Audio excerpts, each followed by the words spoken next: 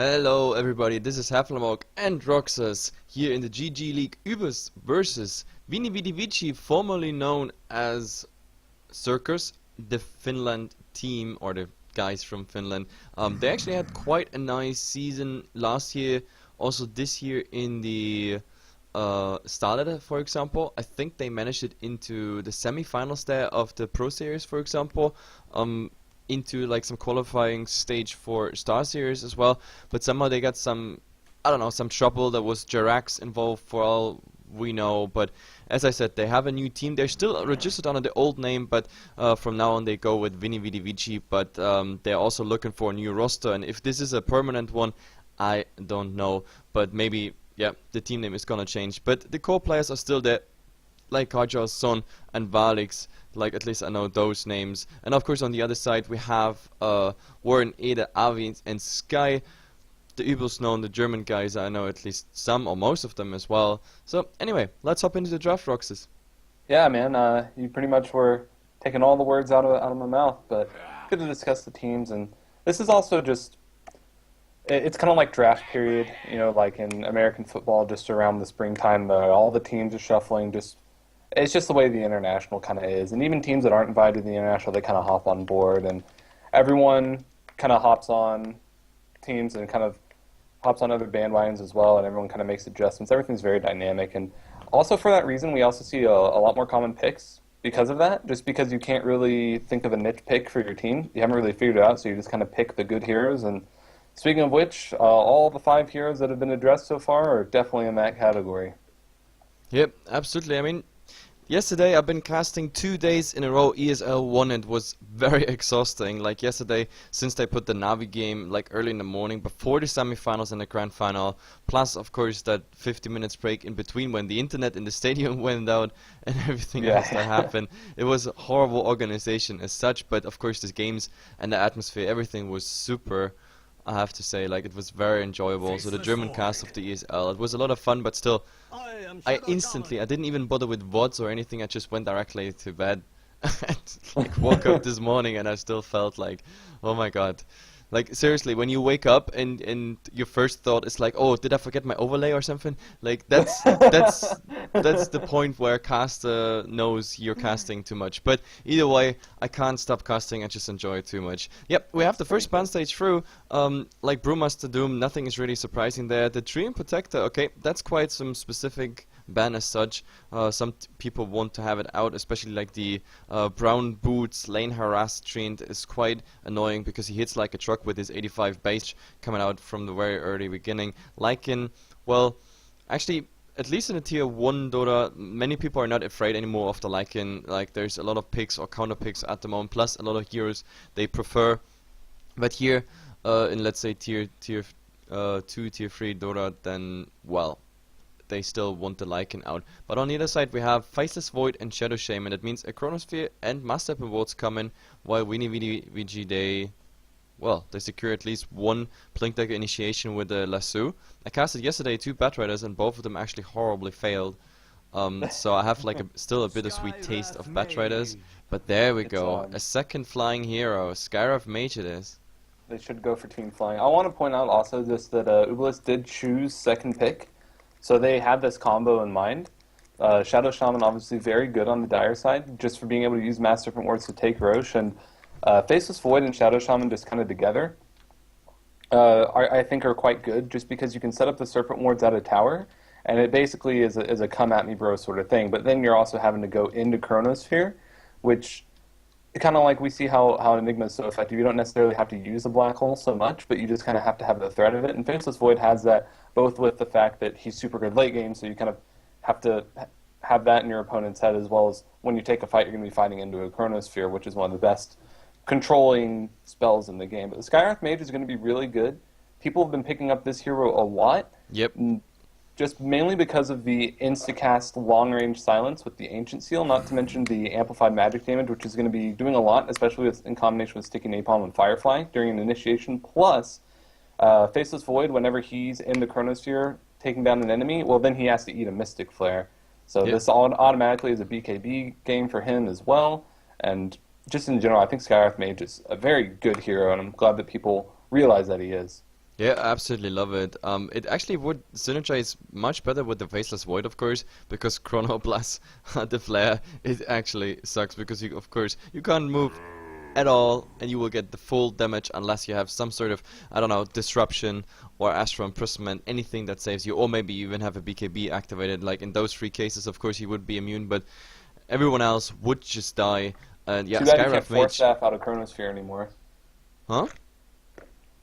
You used to be able to force staff your teammates out of Chronosphere. Yeah. Okay. Yeah, That it's would too be bad you also can't a nice anymore. solution. Yeah.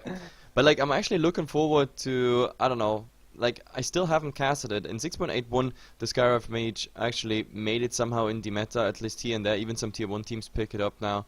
And I'm still waiting for the day when we cast a Shadow Demon plus a Skywrath Mage together, Sigil plus Soul Catcher, like 2 That's so percentage much scaling amplified damage spells. That is just sick. I actually have no idea about the theory crafting, or actually there is a discussion about theory crafting, but we're not 100% sure if it actually scales like as in like stacking percentage, or if it's like the first spell applied plus the second spell percentage scale on top of the already existing amplifier. But that's another story. But either way, It's another story. yeah, either way it would be just sick. But anyway, second bun stage is already through. We have the Tidehunter, of course, our candidate for the offlane is out, as well as the Bane, which is quite interesting. I mean, they don't want to have the Bane against the Void, especially like a Fiend Script in a Chronosphere. That would really suck if the Chronosphere is in Vayne. On the other side, we have the Mirana being banned out, no Moonlight Shadow, no arrows, no nothing, and the Red Master. Did you see, by the way, that game of Admiral Bulldog in Alliance versus Cloud9? Oh, yeah. Jesus Christ, like, I actually almost lost my voice in that cast. Did What you see what Bulldog tweeted afterwards? He just said, "I feel so dirty." That's all he yeah, said. I feel so dirty. No, like, did you see his last comment? Like, once you go red, you never go back. He even tweeted it directly after. Like, to be honest, he didn't feel dirty. He was proud that he like went for this 2013 Alliance red style and just won the game. I But mean, either way, it wins. He's won a lot of money. I don't think you need to be like ashamed. Let's talk about the picks though. So Ember Spirit or Vengeful Spirit was picked up by Uebelst. Another very good support at taking Roshan and pushing towers. So in combination with the Shadow Shaman, that's great. They don't have a whole lot of nuking damage. They have a lot of control, but most of their damage is just in taking Roshan and being able to buff up their opponents and taking towers. But in the laning phase, it's not really the greatest because, yeah, you can keep a target locked down forever, but you're not going to have that much physical damage as you would with someone like, or nuke damage as you would with someone like a Lina, Leshrac, or a Visage, for instance. yep. But Ember Spirit picked up immediately from Vini Vidi Vici, which I think is actually quite risky against a Faceless Void, just because you're going to be spamming Slight a lot, and late in the game, whenever Faceless Void probably builds an Aghanim Scepter, he knows where you're going to end up right after you're done with the Slate of Fist, so there's no way to avoid the Chronosphere after you're doing that. And Slate of Fist is just such an identity of the hero that you can't just not do it late game. And not to mention now, a Silencer coming up on the field, going to be making it really, really difficult for Vini Vidi Vici to take fights. Yep, definitely. Like oh, sorry, that was German cast. Definitely, it's. I mean, the Ember Spirit yesterday in the ESL had like an amazing time actually, but now that I'm seeing what Uebelst goes for, he actually is gonna have a bad time. Like, there's 2 disables already by the Shadow Shaman, 1 more disable by the Vengeful Spirit, as well as the swap that actually, okay, is not too crazy against the Ember Spirit, but then Silencer. Like, the last word is horrible for him, as well as, of course, the Global Silence, especially when he tries to escape. No way to get to his Remnant, and you already mentioned the Faceless Void. That means a Chrono against the Ember Spirit, who doesn't come along with a lot of base armor as well as stats, so, like, I don't know. I mean, if we see a standard build, he will go, of course, for the normal face boots, drums, rush, and then trying to get maybe into the Battlefield directly. Something else. Sometimes we see in tier 3, tier 2 Dota Desolator over Crystallis. Even though I'm not a big fan of it, I still think the Ember Spirit needs the cleave with the Sleight of Fist together. That makes it so strong most of the time. But oh well, like this Ember Spirit is definitely not gonna have an easy time, and not to mention even the Batch Rider and the Skywrath Mage. Like, the Silencer is really, I think they should have preferred the Silencer ban over the Mirana. Also now the Sand King is also one of those who have to fear the Silencer actually. Like, just imagine he's somewhere channeling his epicenter and they initiate the fight somewhere else. I mean, or like close to him. He wants to blink in, but the silencer just pops the silence directly on the first appearance, and then bam, your epicenter is even interrupted. That's... I Not don't even to know. mention, just whenever he gets the Aghanim Scepter and the Curse of the Silent is applied, it's going to reset his Blink Dagger as well because of that damage. So the other thing too is, as a laning phase is concerned, if this is an Ember Spirit mid, Skywrath Mage is more often than not played as a support. We sometimes see him mid. I think I prefer him in that role over playing as a support. But if it is an Ember Spirit mid 1v1 against the Silencer, that Ember Spirit's just going to have not like he's not going to win the lane at all. He's so squishy and has just such bad stats and low mana pool that the last word Curse of the Silent harassment, and not to mention the Glaze of Wisdom, he just can't deal with it. He's not going to be able to get many last hits. He doesn't have spells he can spam to get the last word off, and not to mention I was talking about the lack of damage and kind of excess control coming out from Shadow Shaman and Vengeful Spirit. If they decide to roam on Ember Spirit, he's squishy enough that they can get through that even just with their nukes. So. Yeah, Last Banzo, Wraith King, and Invoker. the Invoker, well, I guess it could have been, even though the Silencer would already be a nice candidate for the mid, even though the Ember Spirit, of course, he has to care about the range, but then again, with Clave of Wisdom, like early harass on the Ember Spirit whenever he comes in, I don't know, they have to make something happen, of course, with rotation. Silencer would quite be vulnerable against the Skywrath Mage concussive shot, plus maybe a Sand King following up with a Burst Strike. There they have to actually care, but yep, Invoker is banned, so they just go for Death Prophet, which means it's the second push element we have in this draft. I mean, Mass Weapon Bolts, as well as the Exorcism, a Silence on top, like nice initiation with a swap and a Magic Missile, and of course a Faceless Void, who can pretty much just make the entire fight -1, maybe even -2 if everything works out. And I mean, just look even at the external damage that's coming there. Like if the Exorcism is already ticking, plus the Chronosphere, Magic Missile, the Shadow Shaman, Silencer, everything that goes into the Chrono, that's quite a sick draft. And for the mid now, quite unexpected actually. Templar Assassin, it's not the best hero actually against the Death Prophet. Then again, I like it against the Faceless Void if it's like a 1-on-1 or 2-on-1 situation, because at least Reflection is gonna soak up some of the initial damage the Faceless Void is gonna bring on you.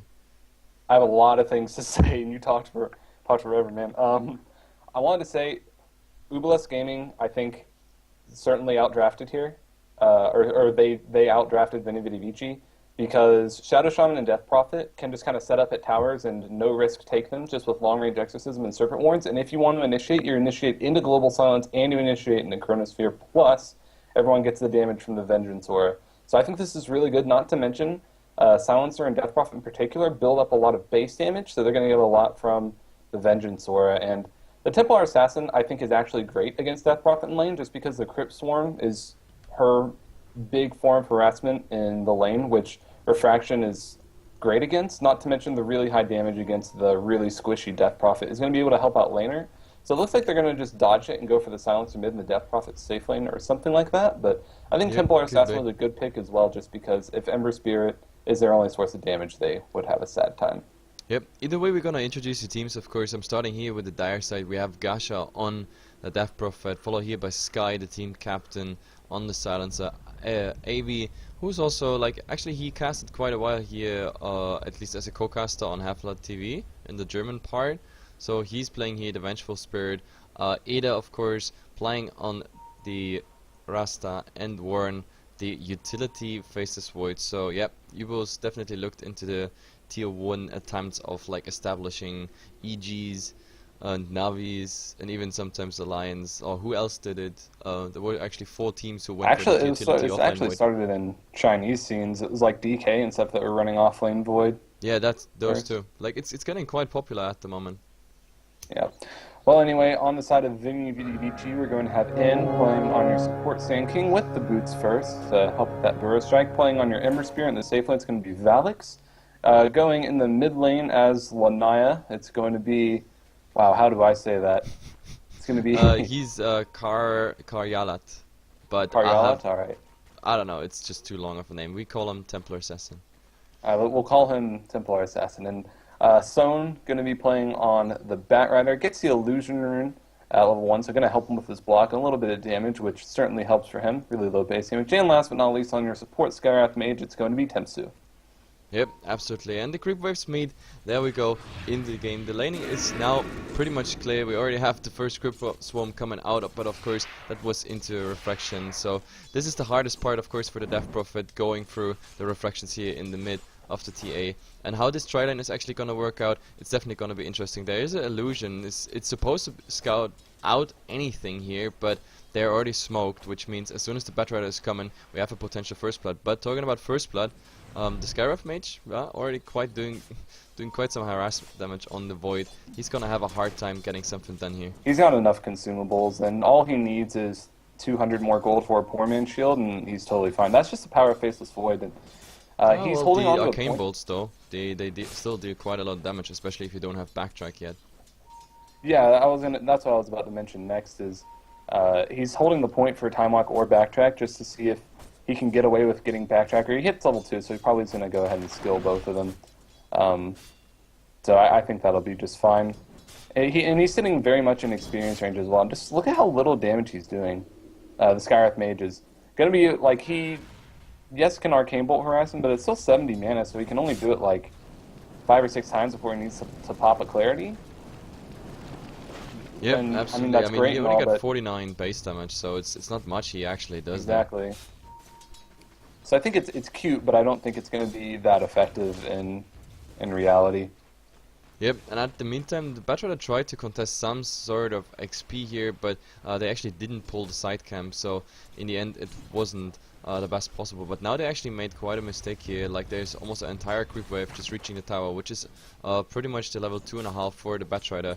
I think that didn't go as planned because they wanted to get the other creep wave in. But of course, at least Sky is getting here his farm. That's pretty much all you need. Like, they even stay most of the time at least out of experience range, so he's getting he already got his level 3. Like, they need him level 6 pretty fast, because with that first silence they can already do something. Yeah, absolutely. But still, at the same time, I think that the burden is very much on Vini Vidi Vici to win the laning phase just really hard, because kind of similar to the way that Lycan and Nature's Prophet feel like they can just win games on their own when they're on dire side, Krabolis and Rosser are pretty much the same way in a lot of instances, and it's just going to be so hard to fight into Uebelst. Like, they just have such an innate advantage if they have even levels just based on their skills, that I think that Vini Vidi Vici needs to be ahead to trade evenly, or at least take a decent team fight. There are just so many utilities at Uebelst's disposal. So we're talking about the mid lane here too. Lanaya was picked up to try to kind of counter the Death Prophet, but not really doing so well. They're both pretty even, and that surprises me a little bit, because I really feel like TA should be dominating this matchup. Yeah, at least early on, when Gasha has like no opportunity whatsoever, like, to take off those refraction charges, but he's doing quite well with the range, of course, and also keeping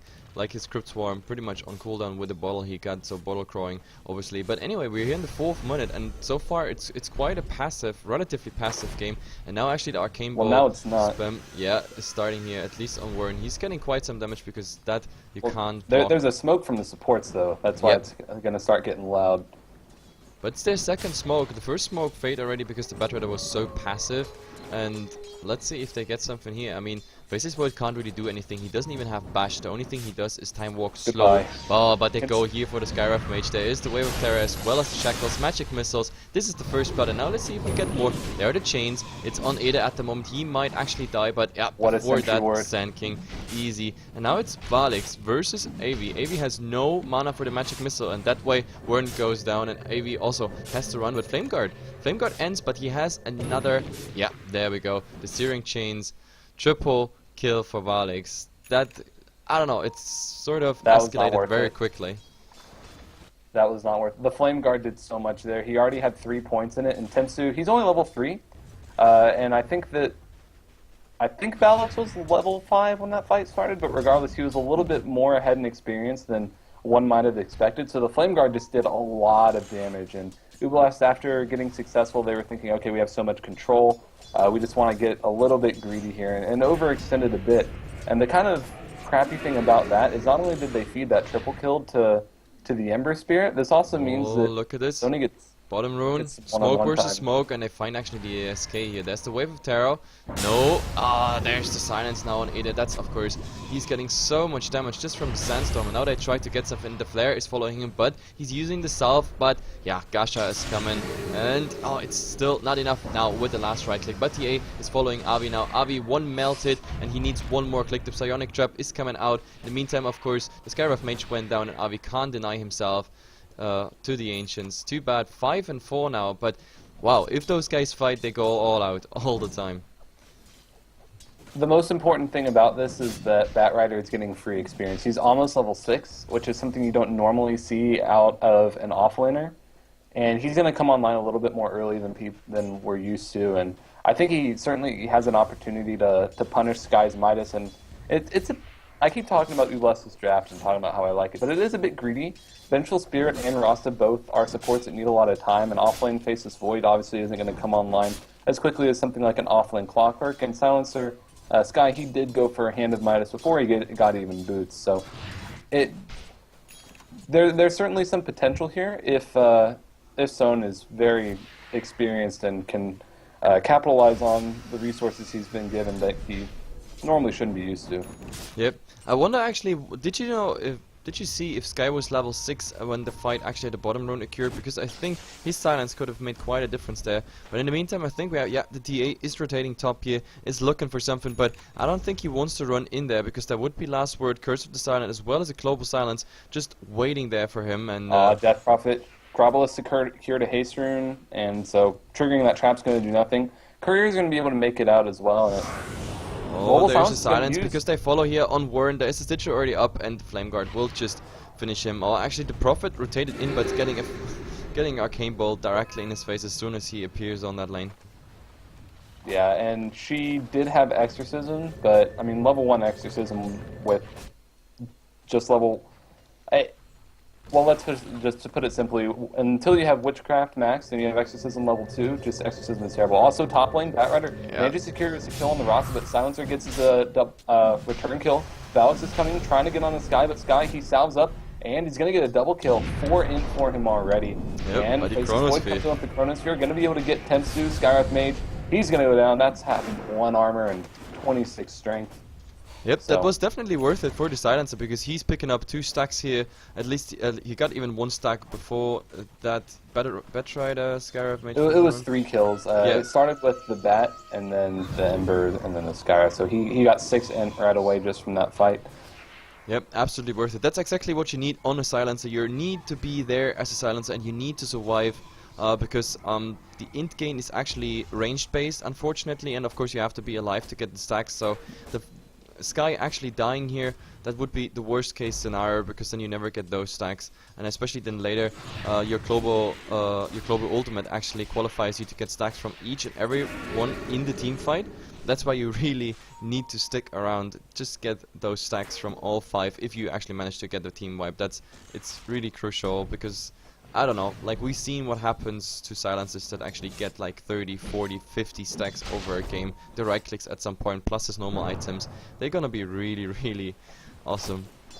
Yeah, let's talk about items for a little bit here. It looks like TA, she did go ahead and pick up Treads, which leads me to believe she will go in for a Blink Dagger. Because she didn't go for the phase, usually it's Phase Drums or Blink Treads. So she's looking to be a little bit more of an initiator in addition to the Batrider as well as being a carry. So she's going to have a little bit less sustain in teamfights if she's counter-initiated on as soon as she blinks in. And Grobolus, she's got the Phase Boots and the Bracer, so it looks like she's going to go for the drums. As soon as you have, this is actually one of my favorite builds on Grobolus. Oh, look at this. The Sand King actually has to run away really fast, but there's a concussive touch, so he is slowed. But she pump faked the Exorcism, but the But cool thing about... Did you see that Crypt Swarm? But now he's getting actually slowed by the Psionic Trap, and the Templar Assassin wants to go in. I mean, if he's really in trouble, he can just pop the Exorcism, and then the TA has no chance whatsoever than just hide himself in a melt. But this was really close for the Sand King there. He was farming on like 500 HP, 400 something HP, and like just one Crypt Swarm brought him down to 200. One more, and it would have been, yeah, really close for him. Good thing he's a strength hero, right? Yeah, I guess. But without any items and everything, right, and he's farming, he really wants that Dagger Rush. He has 1100 gold, and of course he just got a stack here in the mid, so which he is gonna go for. This is a Oh, this is actually a triple stack. Yep, that's a Conqueror, a Wide Ring Ripper. So, a triple stack. A triple stack for him. What I was trying to say about the Death Prophet before she almost killed the Sand King was that I really like this build in particular, going for the phase drums, because when you phase and you have your max level Witchcraft, normally going into a Yule Scepter, means you're at 521 move speed anytime you phase, means it's just incredibly hard to kill you even before you build tanky items, because you have the defensive Yules and you have almost max move speed, and the Exorcism just has a crazy range. So I think that that's probably the best item choice for this particular game. And Stone, he's not that far from his Blink Dagger, considering that he stayed in this lane and hasn't gone to the jungle at all, left it to the Sand King.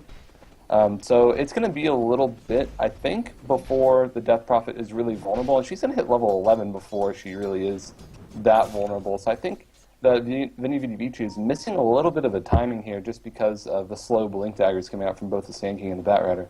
Yep, exactly. I just wonder, like, if you compare the farm of the Silencer and Valix here, I mean, Valix has a bit less farm, but of course he has a triple kill up his sleeves. I mean, the Silencer was also part of 3 kills, got the 3 stacks there, and both of them are pretty much farming. Sky a bit ahead in CS and everything, but I don't know, if I compare Ember Spirit and later in the game and compare it to Sky here on the Silencer, I'm not quite sure if Uebelst really wants to go for a very long game, especially with Wern. I don't know, he picked up now Stoutman Shield, not Stoutman, Pullman Shield I say, and I don't know, he's not really getting too much farm, he's level 8.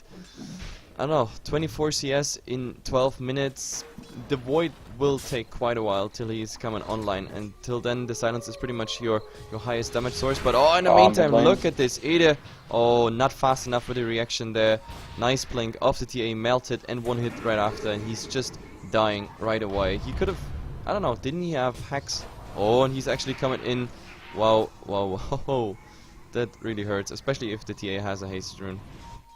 This is the scariest part of, like, I think that level 11 was usually when TA is the scariest, because with Refraction and a meld hit, you're hitting for 280 on your first hit, and then almost no one is going to have enough armor to not be reduced by, like, almost no one has more than 8 armor, so you're going to be doing almost pure damage right afterwards.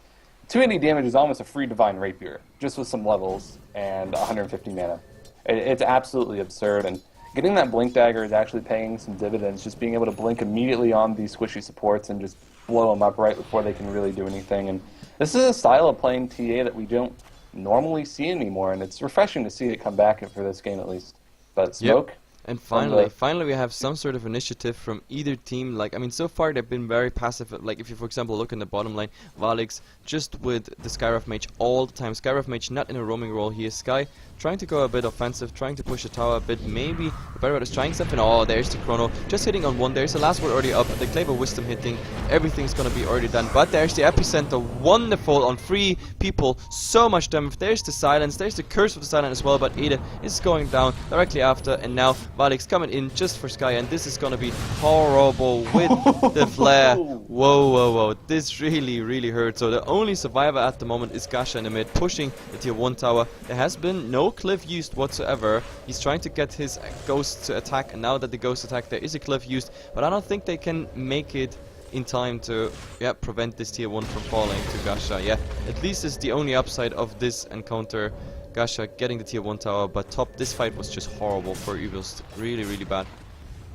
Yeah, that was just some great counter initiation as well, and mainly just they didn't know that Sand King had his Blink Dagger finished up, so he was able to show that off for the first time. Usually just when you get a Blink Dagger for the first time, your first fight with it goes really well just because the other team doesn't know that you have it. But now that hand is revealed, so I don't expect him to be caught off guard a little bit too much. And Sky was pretty greedy with the Global Silence. He had it, and he just didn't want to blow it because it's the second time he's holding back on this one. Like I told you, like when it was about the fight in the bottom lane, like where the 2 supports got just snacked away, I think he could have used Global there as well. That was no Sigil, no Burst Strike, no nothing. But he also was holding back on it because I'm pretty sure he was level 6 by that time. One important level, of course, coming out is by the Rasta at the moment. He is level 6. That means we have Mass Serpent Walls as well as, of course, the level 2 Exorcism.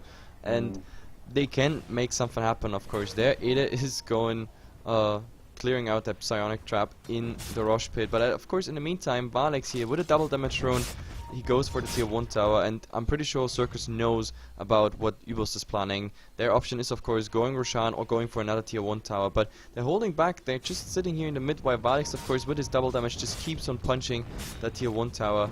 And I don't know, like Uebelst very inactive at the moment, like passive, waiting for something, and now I think they want to go in. There is a lasso directly on Aga, but instant swap. Where's the magic missile? There's the magic missile. No exorcism used, they just try to get them in a normal way, but Ada interrupts his, I don't know even why, but he interrupts his shackle for some reason, and Batrider just makes it out. In the meantime, of course, Valix just finished his tier 1 tower, so disengagement without any casualties except for the tier 1 tower. Absolutely, and Templar Assassin going straight for a BKB. Very defensive build, but means that... Oh, they want to go for the silencer, and they're directly in the flare. No chance whatsoever. Burst Strike, Sandstorm, and the flare. Too much damage, but at least they use the exorcism and the Master of Rewards now for Roshan. Dying really, really fast, so they sacrifice Sky here for a Roshan. H is going, of course, to Gasha here on the Death Prophet. Did he just sell something for it? No, I think he picked it up normally. He, of course, in the meantime, look at has Valix. A mech on the courier. He dropped something. I think I'm not sure what he dropped, but maybe he completed his magic stick. Wasn't paying the most attention, but I don't think Death Prophet's the greatest Aegis hero, and that's because she just doesn't have exorcism. And until she gets like 4 or 5 items, she's not really that great. Just she has great attack range, and Crypt Swarm is really good. It's a lot of damage on a very low cooldown with great range. The silence absolutely wrecks, just because it's very large AoE and very large cast range as well. Oh, but in the mid, instant go here. They want to get rid of that Aegis, and there's actually the chains hit on him. There was a magic missile on the TA directly under the tower, but at the moment it seems they can't really return it. But, talking about return, they swapped the TA, but for some reason they are not continued. There is a Crypt Swarm missing. It actually goes through, but wonderful reaction. The fraction is up. Warren coming in now with a chrono, but he doesn't see him. Now he's silenced by the sigil, and Gasha, of course, a bit ballsy because he has the Aegis, but yeah, they missed pretty much both of them. Nice reaction here by the Skywrath Mage and the TA. First he saves himself with the refraction, and then the Skywrath Mage saving him with the sigil silence. So they're gonna rotate top. There is already a mech out on... Who's the mech carrier here? It's Death Prophet. Death Prophet got it himself, yeah. So the mid tier also the mech carrier. And smoke was revealed by N and immediately blinks into the trees. Oh, he's instantly TPing out. Oh, is there chrono? No, he doesn't. Warren. That was a bit too short. Too bad. Like, there was no scouting by Avi with the Wave of Terror, so they didn't find the Sand King in time. That was really too bad. But I guess with the next ultimates that are coming up, they go for the tier 1 tower. Psionic Trap just slowing the entire thing, but there is the exorcism, and I don't think there's anything they can do. Bam, tower just going down. But of course, the most dangerous part here is Valix free farming all the time. He is 400 gold away from his battle tree. Plus, of course, what I already mentioned, face boots, drums, and let's see if they want to defend this tower here.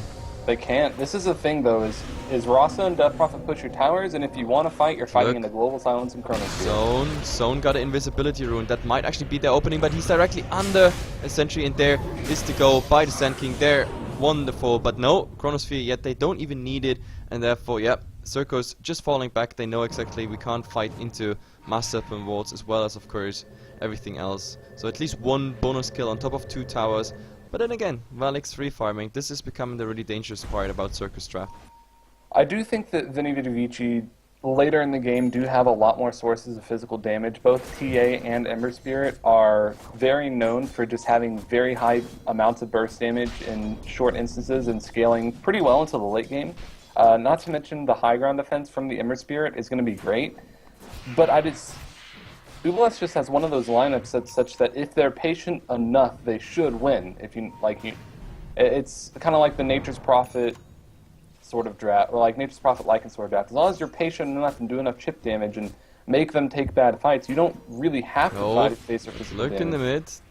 I don't know what the TA was trying there. I think he wanted to initiate with a nice melt hit on either Avi or someone else, but I don't know, blinking in there under a tier 1 tower with like 3 heroes present, it's quite risky to be honest, because a magic missile would really bad. And now there's a silence on Valix, so he has to go back for a time, but in the meantime a TA just going for that tower, but zone Blink in. opening, but instant hacks. There is the last word as well as a stun. So far nobody's dead, but what an epicenter again. The Aegis is going down. There is a chrono used with 2 people inside, but they can't really capitalize on it. And Gasha in the end is gonna be in there. There is a lasso even pulling him out of the flare, but they don't really need it. 2-3 down now for Uebelst, and they want even more, but yeah, they dodge here to the right. The Global Silence was unfortunately not ready there on Sky. He's farming now, or at least it looks like he wants to go farm in that bottom lane, but in the meantime, of course, Vini Vidi Vici or Sirkus, however you want to call them, they go for the tier 2 tower. That was a really, really good initiation from them. They knew that all the ultimates were down minus Chronosphere, and that's when they really have to take their fights. And I was talking about how I felt like they really just needed to be ahead to snowball, and they're a little bit ahead, so as long as they don't really let off the brakes, I think they'll be great. TA does have her BKB done, so she can go ahead and start building some damage as well. And they're just really, they recognize exactly what they need to do, and they aren't being passive about it, so I think Vini Vidi Vici playing this quite well. Well, and talking about numbers and being ahead or not, like, we have a look in the graphs here. When it comes to experience, while I chip down the tier 1 tower, we see Sirkus having like more than 5,000 experience advantage. And when it comes to gold, it's pretty much plus minus 0. But of course, they rotated bottom here, and there was a nice burst strike on pretty much 2 people, but he has to pay for it. That was too much. There is another rotation, of course, by the Skyraf mage, but with 4 people, well, actually 5 people even now. Oh, where is the 5th? Yep, here. Like, so many people of Uebelst, they will get that tier 1 tower, but of course in the meantime TA is gonna do quite a dent on that tier 2 tower, but of course Cliff has been used, and now the question is, they're not gonna find a Skyraf mage. He has no TP, that is very awkward for him. He's buying whatever he can buy now, just in case he has to die here. When he's coming from the back end. There's one rotation, yeah, Void actually with the chrono ready in 5 seconds to being top. There's another rotation in, by Sky. There's the instant silence, and now maybe the chrono, they don't even need it. Valek's just going down with the silence, no flame guard, no nothing protecting him, especially when he's silenced. And now with the Exorcism and the Master Serpent Walls, they go for the tier 2 tower. Zone can't really do anything here. If he would open into this, he would pretty much, I don't know, get obliterated just by the damage of Ghosts and Master Serpent Wards. Oh, there's a deny attempt by the Sand King. What a player. What a player. Wow. With 82 damage against Master Serpent Wards and Exorcism, he gets the deny. That's really, really good for Vini Vidi Vici, because when you have a lineup like this that's so focused on just taking down towers, they're even on towers. There's 1 tier 2 left for each team, and in fact, Vini Vidi Vici a little bit ahead just based on health. I think that is way more than worth it. So, as far as items coming up next, Batrider as well just finished up his 4th staff, so his initiation gets a lot better at this point, just being able to blink in and then drag an enemy to him. Ideally, he wants to get probably the Silencer before he can use his ultimate, as well as the Death Prophet. Faceless Void maybe not so much. But TA, she finished her BKB, now she's going ahead and building it into a Manta style, so she's going to have 2 ways to remove all of the silences on Uebelst, both from the Death Prophet and from the Silencer himself. Not to mention, being able to remove the debuffs from AV is going to be pretty nice. But pure defensive build coming out from Lanaya until she can start building some damage. And she doesn't really need to, though. They just do more damage than the other team anyway, and it looks like Ember Spirit, he's got a Mithril Hammer, so he could be going for a Desolator, but I hope he goes for a Molnir. Yep, absolutely. And I mean, at the moment it's 16-11. Like, Vini Vidi Vici has a small advantage. Top now, lane, Sky. He gets lassoed. There's no Force Staff just yet. And he actually doesn't really have too much backup. There's the last word going to be used. He's going to try a TP out because the Flame Break has already been used. Is there a Meld Strike? It's just going to follow him back to base. No, this one definitely not enough. And in the meantime, we saw in the mid a Chronosphere being used, but for absolutely nothing. In the same second, he used the Chronosphere. Now, there's a slow actually on the Skyraf Mage, but he's just returning a slow. No, actually the Time Walk didn't even slow him, so the concussive shot was just enough. But the Chrono was completely wasted there. That's really, really bad, because the Chrono, they could need that one, for example, for Valek right now. He's trying to get a silence in, but of course no follow-up whatsoever. They have no initiation, or not at least a proper initiation. They had, if they wanted to, either here with a Blink Dagger, but look at this now. Vini Vidi Vici, they want to fight. They know Roshan should respawn pretty much soon. And oh my god, there is vision now. Another full stuff concussive shot just to make it impossible for Avi to swap him in here. It's also just a level 1 swap. Yeah, level 1 swap is awful range. I think she probably wouldn't have even skilled it if they weren't against a Bat Rider. But still, the posturing is very, very careful. Oh, but look in the mid, they found Gasha. Gasha here with the lasso. There is actually a silence, and Alex getting first bash directly in the face. Oh, but perfectly used to Remnant away, but they want maybe more there. The Master Weapon wards, and now they definitely go for it. Avi is the first one to die, but no, the T actually dying to the Master Weapon wards, but Zone also has to go back. Now they try to follow Avi, dying to the negative earn charges, and just still trying to get away. He has a blink dagger in 2 seconds, so I think he's definitely gonna make it out, but wow, what an engagement. A 2 for 2 in the end. But I didn't see this one coming. The TH is melting away with all the ghosts and the Master Weapon wards there. And now maybe they get something. No, Crypt Swarm again not hitting. He's trying, no, I don't know. No Yule Scepter, for example. Oh, but silence on both. Last word directly on the Sand King, as well as Curse of the Silent. And now he's trying to do something, but another 4-staff. With their double 4-staff kiting strategy, it's just working out all the time. Staff. Now there's a 4-staff on Sand King as well. There are 3 4-staffs on the side of the VDV team. It's crazy. And it works. Like, have you seen how many targets have been just 4-staffed away pretty much seconds before they would have caught up and just, I don't know, explode them? Especially for the Void, for the Vengeful Spirit, and also for the 2 range heroes. It's so much pain to actually run after targets that get multiple times 4-staffed away. Yeah, really the only one that can keep up with him is going to be Gasha, and well, then that also kind of forces him in an awkward position because he hasn't built tanky yet. He's only got his tankiest item is basically his mech and his drones. Probably going to go straight for the heart or maybe the Shiva's Guard coming up next to replace that bottle, but he doesn't really want to chase people so much, and just because he'll probably be caught out of position. The counter initiation is really good, and the burst damage, the burst magical damage is great. She might even have to go for a DKB here. Yep, definitely, and I don't know what the Sirkus want to do next. That's the question. I think with their 12 they can actually sit back and go full out farm here, because Uebelst doesn't have the late game. At least in my eyes, I think Sirkus has here a small advantage when it comes to late game. I think they have a advantage on paper as far as just their physical damage output, but the thing is, Uebelst, like late in the game, physical damage, yes, it matters a lot, but just as important, if not more important, is just your ability to take fights, because they become so much more significant when people don't have buyback, when they're respawn. Oh, there's initiation in the mid here directly off N, and he's just getting bashed, and he's even using Chrono because they have time for 2, and just dying to the Curse of Silent. The second one already going down, and now they just follow the TA, but for now he has BKB. BKB running out now, which means he is of course vulnerable to bashes. He's getting slowed by the Time Walk directly. It is there, the Hex, but do they have vision? Do they have vision? There is the dust, and with the Magic Missile they get the kill, and now they can of course turn it around, maybe get even for the tier 2 tower.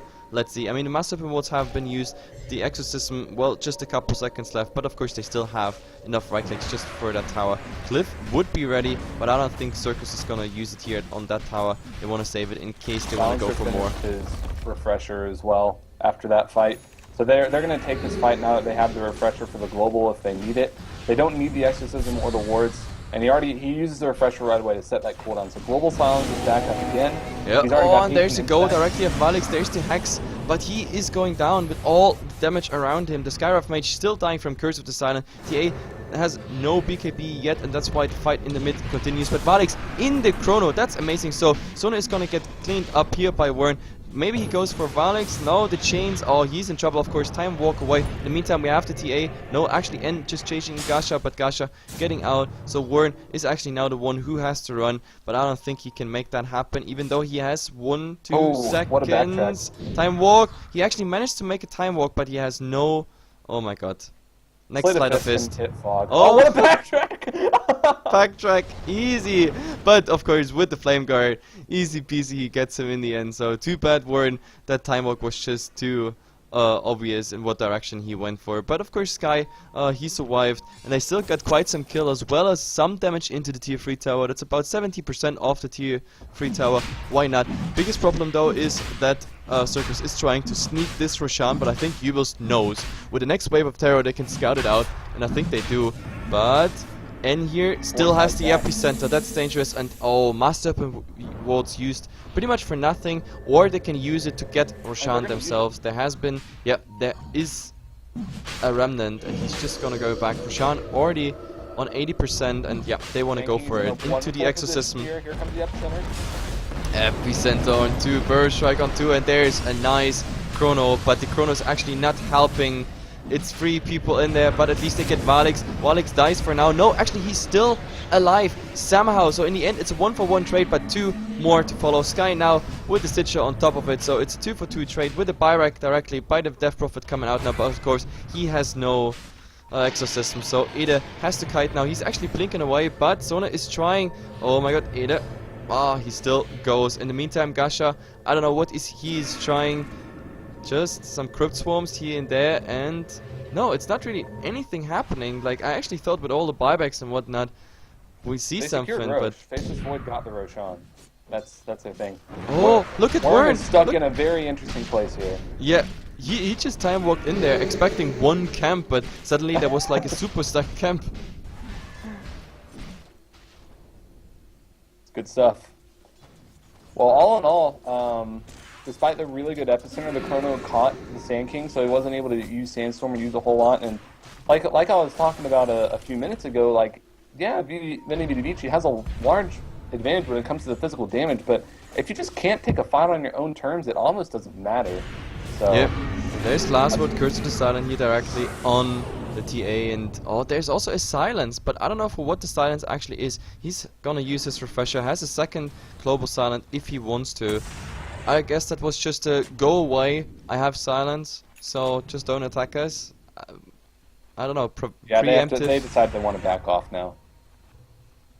So yeah, it's just making sure the retreat is everything, or like without any incidences. Otherwise I can't really explain it. But I mean, they got the Roshan, but did you see that chrono? The chrono actually wasn't really helping Uebelst. There were 3 Uebelst hero held in place, so it made it actually quite easy for Sirkus to DPS in there, as well as like Valix's Flame Guard somehow yeah, was still active through all that damage, and yeah, just damaging those 3 heroes in the chrono spell. And for some reason they didn't finish off Valix there. He was focusing on the Roshan, which is good for once, of course, but I don't know. Now Son, look at Son's position. They wanna initiate here, but oh my god, if there's just a random wave of terror, just making sure that the trees are clear, then he's gonna die in there.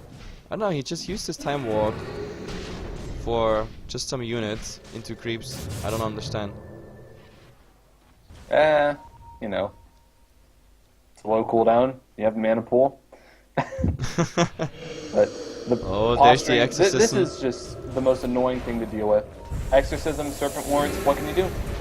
Nothing. Oh, but there's the epicenter here on 3 people. Burst Strike on 1. In the background, there is actually zone opening, but they don't get anything. Now, Warren with the Chronosphere. 1-2 targets down. The 3rd one already following, and now they want to go for more with the Exorcism still running for almost a quarter of the duration. In the background, of course, Sona now followed up here by Ede, but Ede has no disable spells whatsoever, and the rest, they don't even give a damn. They just want to have the racks. Soma, he's just gonna go and, yep, blink away. In the meantime, the rest of the team just focusing on the mid racks, but there is of course the Cliff buying some time, but they don't have a buyback. Sona is actually the only one who has a buyback. That means we're gonna lose these racks as well. Oh, he's opening on Warren, but there is last word, magic missile, everything. He's already dying. This really looks like a GG, because with that we have a full team wipe, and the GG is being called by Sirkus.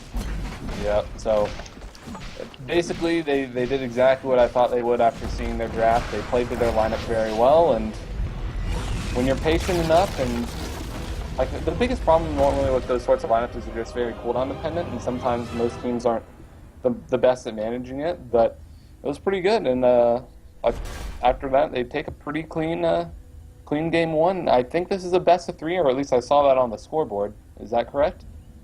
Yeah. So, best of 3, looks like we'll be going ahead and getting into game 2 right away, everyone. Any words, Heflatv? No, I mean, you take it already away from me, so no outro from me there. We just wait 2 minutes. Game 2 should be up in just a second, so hold in there. It's a best of 3. First point to Uebelst, and if Sirkus can come back, that's the question for game number 2. So be right back, some music, some ads, and game number 2 on its way. See you in a bit.